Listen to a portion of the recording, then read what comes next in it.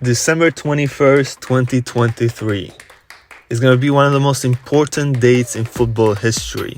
The Court of Justice has finally decided that UEFA does not have a monopoly over European competitions. What this means in simple terms is clubs can organize themselves and create their own competition, choosing their own board and governing body, with reports stating that this is a $100 billion project. The biggest difference from the UEFA Champions League is the guarantees every team at least 14 games. 14 games of field stadiums, 14 games of TV coverage, 14 games of merchandising, and football. In comparison, a team that made the UCL final will play a maximum of 13 games. You can obviously see now how there's less monetization in the Champions League. It is only one team from each group in the Star League and the Gold League that gets relegated every season, and that will be the bottom team, of course. In the Blue League, it's a little more different, as it's a lot bigger mix of teams, and about 20 teams are kicked out every year. It's a very Americanized model and different. However, it maintains the traditional football essence of relegation, promotion, knockout rounds. There is no 7-game knockout here, guys. Now let's dive a little bit into my thoughts. Of course, the public is very divided, especially the traditional fans. However, I am personally going to say that I do not mind this new format. I think the guarantee of each team playing a certain amount of games is good as a fan. If your team has a bad couple of games and they're knocked out the Champions League, that's it. You don't get to see European football for a whole year. The Super League jumps right into the quarters. Let's be honest, how many people are actually going to watch Man City versus Copenhagen? I'm sorry, I'm gonna say it. I'm here to watch the big teams. I'm sorry. I understand if you're a fan of your Copenhagens, I can understand that.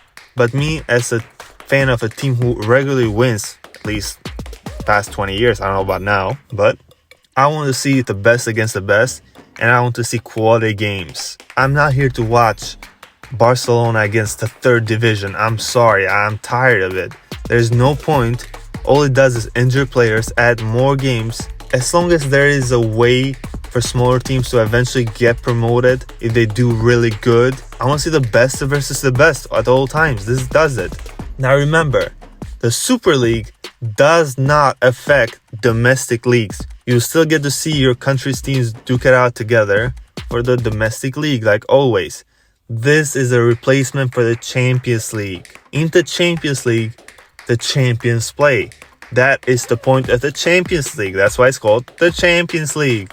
We're here to watch the best against the best players, the best creativity. We watch the dribbling, the quality, the individuality. Now, as a Barcelona fan, I do not know how true this is, but there's a lot of reports stating that as founding members who did not give up on the Super League, unlike Juventus and Agnelli, Barcelona and Real Madrid are set to earn $1 billion as an entry bonus. I can now see why Laporta is so obsessed on this league. $1 billion would solve Barcelona's financial situation immediately. And mind you, Real Madrid also has their own financial troubles. They are building a stadium too. Even though the mainstream media does not report on it, especially in Spain, there has been reports that Real Madrid are struggling as well. That $1 billion will help them massively. My question is, does Juventus get this? Because is that the biggest fumble of all time? Sports, humanity, history? I think it is. Considering Juventus' situation, the funny thing about this is there's been multiple clubs from England, France, Germany, Spain that have publicly in their social media outlets rejected the Super League. What I'll say about this is nobody starts a $100 billion project without guarantees, guys. There's 100%, in my opinion, information that Perez and Laporta know about these clubs. They would not be so confident in starting this if every club told them no beforehand. This is basically double dipping and playing both sides to see what happens so they do not get punished if they choose one side. The financials are supposed to be more transparent and the money is supposed to be distributed equally. It's weird how the teams with oil money and backing, shake owners, are not too keen on the Super League. Isn't that weird? There's already been reports that UEFA is planning on turning back on their 2025 UEFA Champions League format. If that is true and they actually do it, I think the Super League is basically confirmed. Because that means that UEFA is not prepared and they're scared. My question is, Laporta, if you get the 1 billion, there's a couple names I can give you, man. A couple names I can give you, but different topic. Now, UEFA is legally not able to stop the Super League. However, they can try to stop the clubs from joining it. A Super League investor has stated that although in public, clubs are rejecting the Super League, in private, their thoughts are a little bit different. I think the Serie A clubs will join. Maybe a couple of Spanish clubs too. I can see that. I can see the Portuguese clubs, the Dutch clubs like Ajax, Feyenoord, PSV. I can see these clubs join. Clubs that basically have no chance of ever becoming a superpower again under the current regulations. Clubs that have some history in football. I'm sorry, but it just makes so much business and logical sense. If you are an Ajax, why would you continue on this Champions League format? There is no chance, even if Ajax somehow wins the Champions League, that they're going to become a superpower again. The Super League, it gives them opportunity to play the best every year, to garner more attraction from other investors, to get more money, to get more viewership, to put themselves on the map more often. And I'm sorry, if you reject that as a businessman, you are stupid. I think the Premier League clubs will fall. What I think is more likely to happen is that one Premier League club falls and joins the Super League, and then everybody else falls with them. And the last clubs that will fall are the German clubs, as they're very traditional in the way they do things. I can see them waiting a couple of years before they actually join.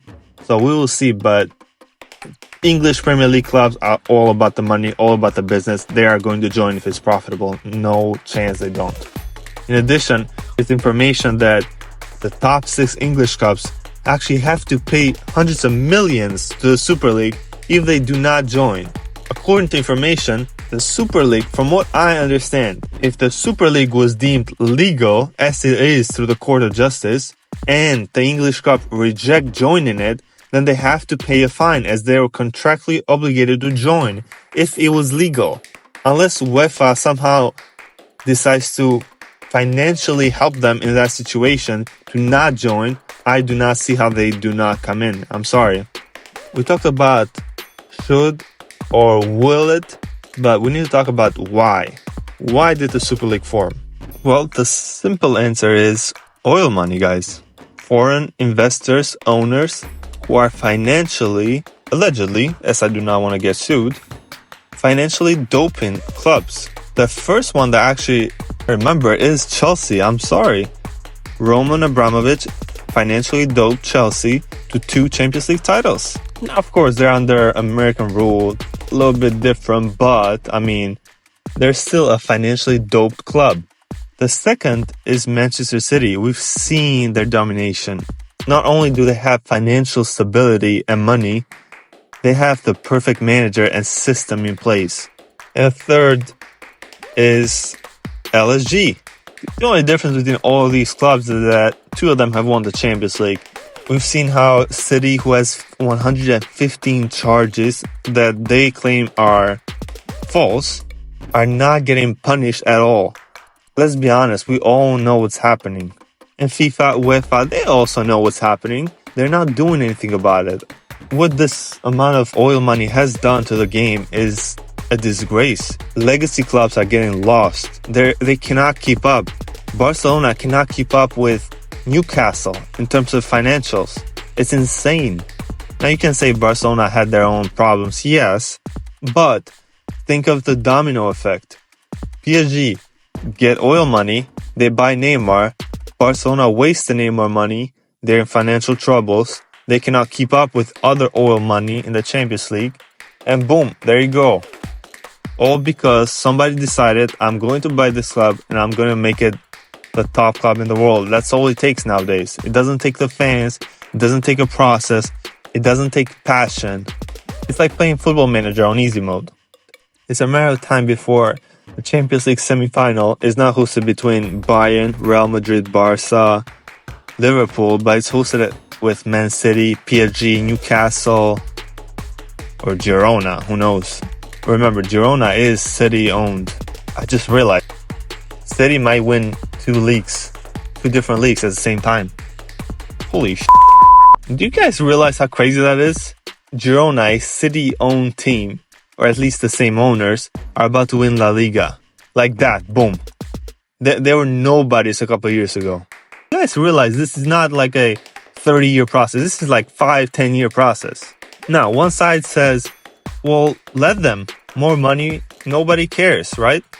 Just get better or get lost. I understand that part. I am a little bit more old school in this thought. I think the legacy clubs should be protected a little more. I'd rather see your AC Milans, your Real Madrids, your Bayern Munich stay at the top because they've earned it. And if they lose their spot, I want them to lose it organically. Like, for example, Ajax. And also, to the Premier League fans who say that Barcelona or Real Madrid did this to themselves.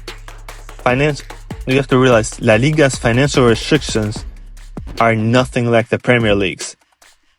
Chelsea would never be allowed to spend 1 billion in La Liga.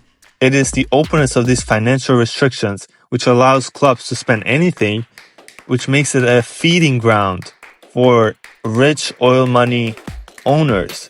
They're basically not held by any FFP regulations to pump money into the league. More money, better players, more viewers, more money, and there you go, you got it. So this whole idea of the Premier League is a marketing genius, it's not necessarily all on marketing, I'm sorry. It's part of it has started because of oil money. Chelsea would not have won Champions League without oil money. Even your Arsenals, your Liverpools, your Uniteds, they have rich owners. They are not club-owned. On the contrary to Real Madrid and Barcelona, who are fan-owned, they do not have money pumped. Everything that they get is made from their own fans, their own success on the field. That is the difference and why I think the Super League is a good thing. I would rather clubs win their spot at the top through their own merit, not because some rich owner decided to pick them as a side hustle. Now, I'll end with this. Biases aside, I do think there is issues with two clubs who are competing in the league, also owning it, founding it, right? Regulating it. I'm gonna make a guess and I will say that there will be weird things that happen in the Super League, especially with Perez and especially with Papa Perez, okay? We've seen how when Real Madrid created the European League, they won 5 times in a row, right? I promise you there will be weird stuff that happens, 100%. But my counter argument is, this is the lesser of the two evils. It ensures the top clubs, the mostly fan-owned clubs, and legacy clubs remain at the top, and there is more transparency. Of course, in addition to it being free, being different, and we all start from scratch. No more do I have to hear 14 UCLs muttered. Holy fuck.